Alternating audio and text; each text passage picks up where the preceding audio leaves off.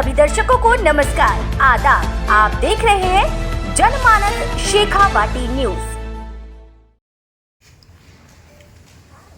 बताएं क्या मामला है। वार्ड नंबर 17 में 60 साल पुराने पट्टे को जिस तरीके से बिना उन रहवासियों के जो पिछले 50 साल से वहाँ रह रहे हैं उनको बिना इन्फॉर्म किए हुए और पुरानी 60 साल पुरानी एक रजिस्ट्री कैंसिल कर दी, इस विषय पर ये पूरी प्रेस कॉन्फ्रेंस है।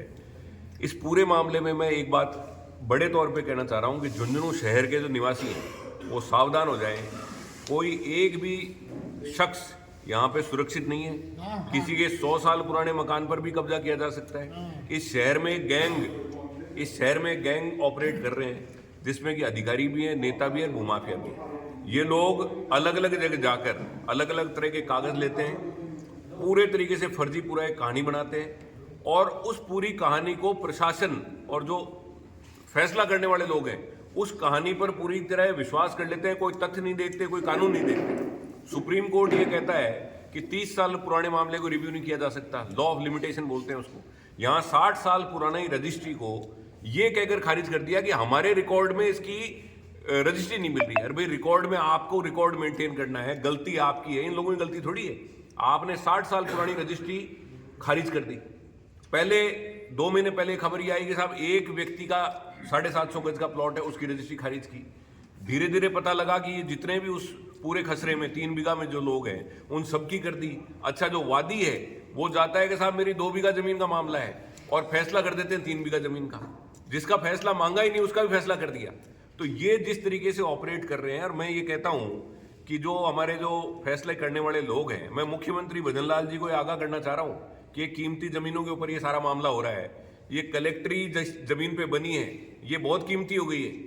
कल को ये नहीं हो जाए कि कहीं कोई अधिकारी आए और ये देखे कि साहब इस कलेक्टरी के पुराने मालिक कौन है, बिसाऊ ठाकर साहब हैं, नवलकर ठाकर साहब हैं, कौन है, ये कलेक्टरी की जमीन उनको दे दे कोई ऑन पड़े दामों में। इनका कोई भरोसा नहीं रहा है। और आप अपनी 8 नंबर जो सिविल लाइंस में आपका जो बंगला है उसकी भी सुरक्षा बढ़ा दो। जिस तरीके से भूमाफिया आपके राज में इस तरह के काम कर रहे हैं, आपका खुद का बंगला भी सुरक्षित नहीं है।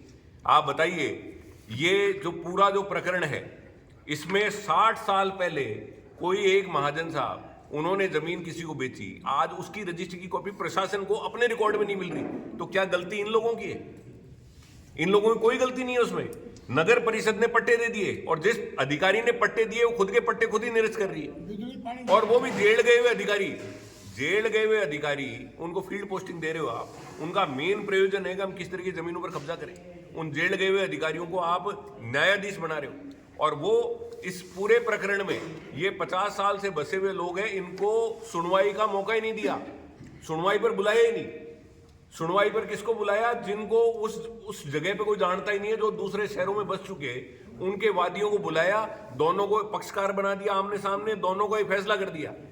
ये 50-50 साल से 60-60 साल से बसे हुए लोग, नगर परिषद के सर्टिफाइड पट्टे इनके पास में, बिजली पानी का कनेक्शन इनके पास में, हर तरीके की चीज इनके पास में, लेकिन राजनीतिक रसूखात के चलते ये सारा सारा न्याय लोगों के साथ हो रहा है। और मैं तो ये कहता हूँ कि ये तो फिर भी सक्षम लोग हैं। आप ये देखिए, आप पत्रकार हैं, अगर इनकी जगह कोई गरीब आदमी होता तो आज इस जगह पे बैठ के हमारी तो कोई बात भी सुनने वाला नहीं होता। तो मेरी आप सब लोगों से अपील है कि इस पूरे मामले को मेरिट पर उठाएं।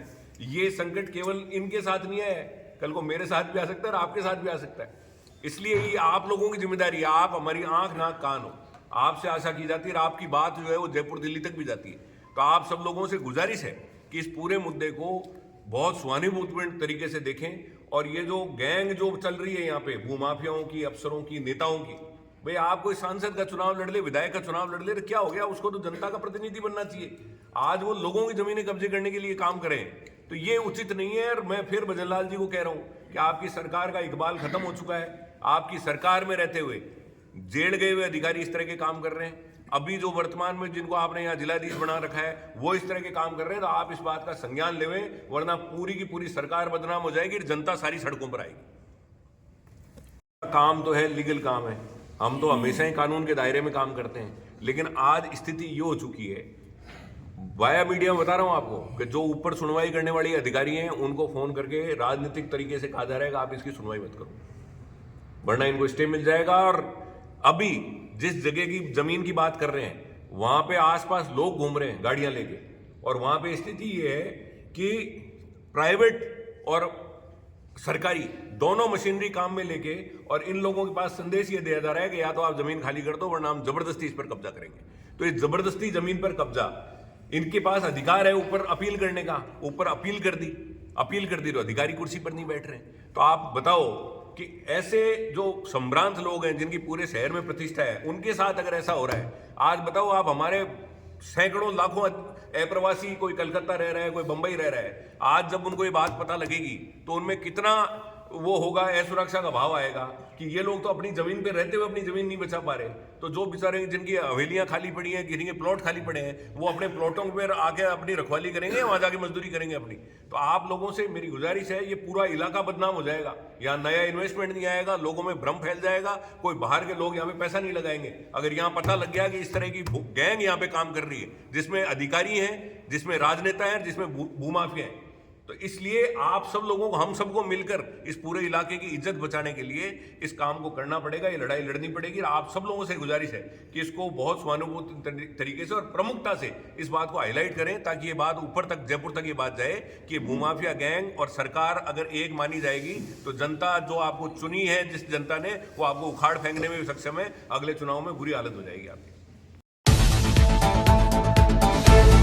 सभी दर्शकों को नमस्कार, आदाब। आप देख रहे हैं जनमानस शेखावाटी न्यूज।